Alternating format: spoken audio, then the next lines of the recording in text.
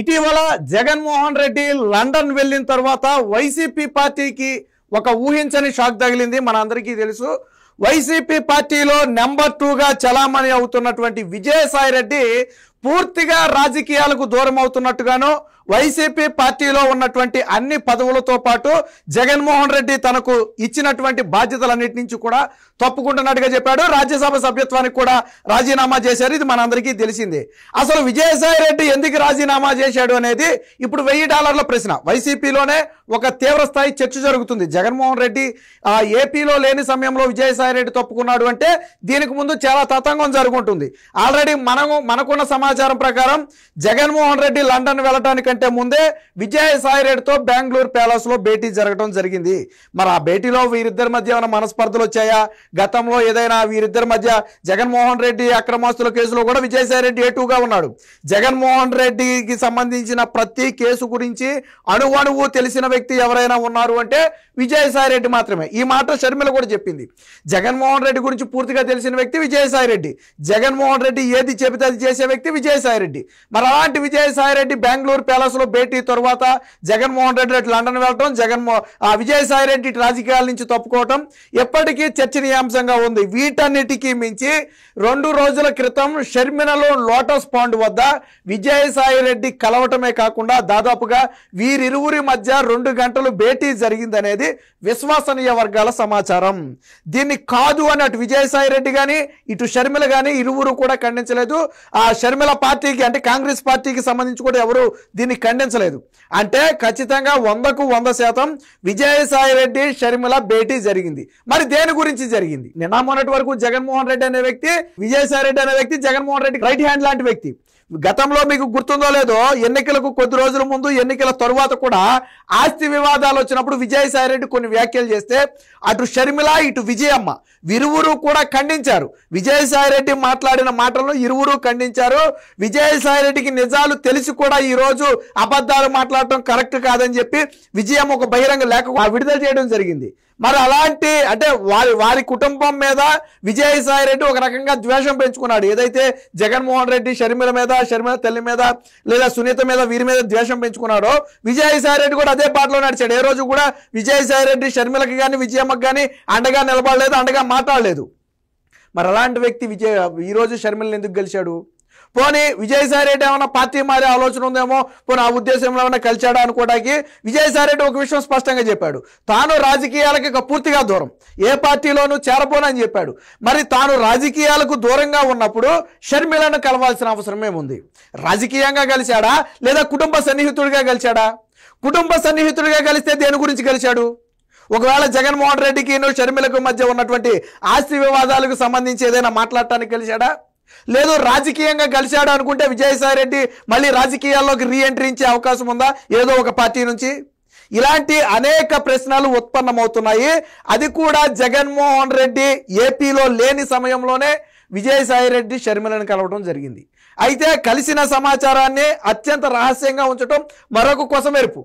విజయసాయిరెడ్డి షర్మిల కలిసిన విషయాన్ని బహిరంగంగా మీడియాకి వాళ్లే వెల్లడించి ఒక కుటుంబ సన్నిహితంతో కలిశాడు, గతంలో మాకున్న పరిచయాల నిమిత్తం కలిశాడు, ఎటువంటి రాజకీయాలు మాట్లాడలేదు లేదా ఎటువంటి జగన్మోహన్ రెడ్డికి సంబంధించిన అంశాలు మాట్లాడలేదని మీడియా ముఖంగా ఒక క్లారిటీ ఇచ్చేసి ఉంటే దీని మీద పెద్దగా చర్చించుకోవాల్సిన అవసరం లేదు.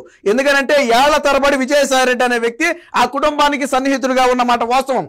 గతంలో షర్మిల పాదయాత్ర చేసినప్పుడు విజయసాయిరెడ్డి ప్రోత్సహించిన మాట వాస్తవం. ఆ సమయంలో విజయసాయిరెడ్డి కూడా జైల్లో ఉన్న షర్మిల నాయకత్వాన్ని విజయసాయిరెడ్డి కూడా బలపరిచాడు. కాబట్టి అలా మాట్లాడుంటే బాగుండేది. కానీ వీళ్ళు కలయికను రహస్యంగా చెట్టారు అంటే ఖచ్చితంగా దీని వెనక ఏదో ఉంది.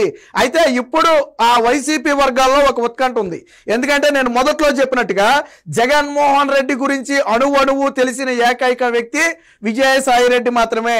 గట్టిగా మాట్లాడుకుంటే షర్మిలకు విజయమ్మకు కూడా జగన్మోహన్ రెడ్డి గురించి అంతగా తెలియదేమో. అలా అణువణువు అది రాజకీయంగా 5 ఏళ్ల పాటు అధికారంలో ఉన్నప్పుడు జగన్మోహన్ రెడ్డి చేసిన పనులు కావచ్చు, గతంలో అవినీతి అక్రమాస్తుల కేసులో జగన్మోహన్ రెడ్డి వ్యవహరించిన తీరు కావచ్చు, ఇలా A to Z Jaganmohan Reddy గురించి దగ్గరగా తెలిసిన వ్యక్తి విజయసాయిరెడ్డి మాత్రమే. అలాంటి విజయసాయిరెడ్డి ఇప్పుడు షర్మిలకు జగన్మోహన్ రెడ్డికి మధ్య పచ్చగడ్డేస్తే బగ్గుమనే వైర్యం ఉంది. ఇది బహిరంగ సత్యం, దీన్ని ఎవరు కాదనలేని పరిస్థితి. ఆస్తుల కోసం వాళ్ళే కోట్లకి ఎక్కువ కొట్టుకునే పరిస్థితి. మరి అలాంటి పరిస్థితుల్లో ఎందుకు షర్మిలను కలవాల్సి వచ్చింది? అంటే షర్మిలకు విజయసాయిరెడ్డి మద్దతు తెలుపుతున్నాడనే ఒక భయం వైసీపీ వర్గాలలో ముఖ్యంగా జగన్మోహన్ రెడ్డిలో ఉంది. విజయసాయిరెడ్డి ఈ రోజు నోరు తెరిచి మాట్లాడితే చాలా మంది వైసీపీ నాయకులు కార్యకర్తలు నమ్ముతారు. ఎందుకంటే విజయసాయిరెడ్డిని మొదటి నుంచి బలంగా జగన్మోహన్ రెడ్డిని ఎంత బలంగా అయితే నమ్ముతారో విజయసాయిరెడ్డిని కూడా అంతే బలంగా నమ్ముతారు. సాధారణంగా పార్టీలోంచి ఎవరైనా వెళ్ళిపోతే వాళ్ళ కార్యకర్తలు ఏమంటారంటే ఆ పోతే పోతాడు ఇంకోటి కొత్తోడు వస్తాడులే అంటారు. బట్ మన విజయసాయిరెడ్డి బయటికి వెళ్ళిపోతుంటే వైసీపీ కార్యకర్తలే బాధపడే పరిస్థితి. ఎందుకు ఇలా జరుగుతుంది? జగన్మోహన్ రెడ్డి ఏపీలో లేడు, ఉన్నట్టుండి ఎటువంటి అంటే సింటమ్స్ లేకుండా డైరెక్ట్ గా ఒకసారి పార్టీ నుంచి బయటికి వెళ్ళిపోయాడు. పైగా రాజకీయాల నుంచి పూర్తిగా దూరం అని చెప్తున్నాడు. అసలు ఏం జరుగుతుంది అనేది ఇప్పటికే అంతు చెక్కని ప్రశ్న వాళ్ళకి. అలాంటిది ఇప్పుడు షర్మిలను గెలవడంతో వీరి అనుమానాలు మరింత బలపడ్డాయి. ఈవెన్ వివేకానంద రెడ్డి హత్య కేసుతో కూడా విజయసాయిరెడ్డికి లింక్ ఉంది. లింక్ ఉంది అంటే ఏదో హత్యలో పాల్గొన్నాడని కాదు, విజయసాయిరెడ్డి మొట్టమొదటిగా గుండెపోటు అని సాక్షికి చెప్పిన వ్యక్తి. అక్కడ జరిగింది గొడ్డలపోటు అయితే మొట్టమొదటిగా టీవీ ఛానల్స్ లో గుండెపోటు అని చెప్పిన ఏకైక వ్యక్తి విజయసాయిరెడ్డి. దీని మీద గతంలో షర్మిల కూడా సునీత కూడా డిమాండ్ చేశారు. విజయసాయిరెడ్డిని ఎందుకు సిబిఐ ప్రశ్నించదో, గుండెపోటు అని ఎలా చెప్పాడో సిబిఐ నిలదీయాలని చెప్పి ప్రశ్నించినటువంటి పరిస్థితి. మరి ఆ విషయంలో కూడా విజయసాయిరెడ్డికి కొంత సమాచారం ఉండే ఉంటుంది. ఆ రోజు గొడ్డలపోటుని గుండెపోటు అని ఎందుకు చెప్పాల్సి వచ్చిందో విజయసాయిరెడ్డి నోరెప్పొచ్చు. లేదా జగన్మోహన్ రెడ్డి అక్రమాస్తుల కేసుకు సంబంధించి తండ్రి అధికారాన్ని అడ్డం పెట్టుకుని ఎలా జగన్మోహన్ రెడ్డి సంపాదించాడో నోరు విప్పి చెప్పొచ్చు.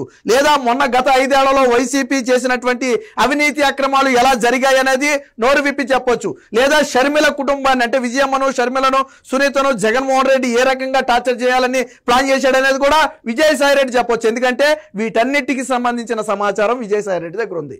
మరి ఎందుకు కలిశాడు అనేది ఇప్పుడు ప్రశ్నే అయినప్పటికీ కూడా దీన్ని విజయసాయిరెడ్డి ఖండించలేదు. సోషల్ మీడియా వేదికగా సాధారణంగా విజయసాయిరెడ్డి ఏదైనా ఒక ఎలిగేషన్ వస్తే సోషల్ మీడియా వేదికగా క్లారిటీ ఇస్తాడు. అది నిజమో అబద్ధమో పక్కన పెడితే ఇదిగో నేను ఎందుకు గెలిచాను లేదా నేను కలవలేదు అని ఒక క్లారిటీ ఇస్తాడు. కానీ విజయసాయిరెడ్డి షర్మిలను కలిసిన అంశం మీద ఇప్పటి వరకు స్పందించలా.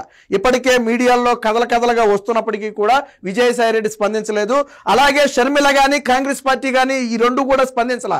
అది వ్యక్తిగత భేటీ అని కానీ రాజకీయ భేటీ అని కానీ లేదా కలవలేదని కానీ దేనికి కూడా ఖండన లేదు. కాబట్టి వీరిరువురు లోటస్ పాండ్ లో కలిసిన మాట వాస్తవం. దాదాపుగా 2 గంటల పాటు ఇరువురు నేతల మధ్య భేటీ జరగడం అనేది చిన్న విషయం కాదు. మీరు చూడండి, ఎంత పెద్ద నేతలైనా దాదాపు 40 నిమిషాలు 50 నిమిషాలకు మించి భేటీ జరగదు. అలాంటిది 2 గంటల పాటు సుదీర్ఘ భేటీ జరిగింది అంటే దీని వెనక ఏదో ఖచ్చితంగా ఉంది అనేది వైసీపీ వర్గాల్లో ప్రస్తుతం ఉన్నట్టు అనుమానం. సో ఈ అనుమానాలన్నిటికీ కూడా పులి స్టాప్ పడాలంటే అటు విజయసాయిరెడ్డి కానీ ఇటు షర్మిల కానీ ఇద్దరిలో ఎవరో ఒకరు నోరు విప్పి సమాధానం చెబితే తప్ప కలిశారా లేదా, కలిస్తే ఎందుకు కలిశారనే ప్రశ్నలకు జవాబు దొరికే అవకాశం అయితే లేదు.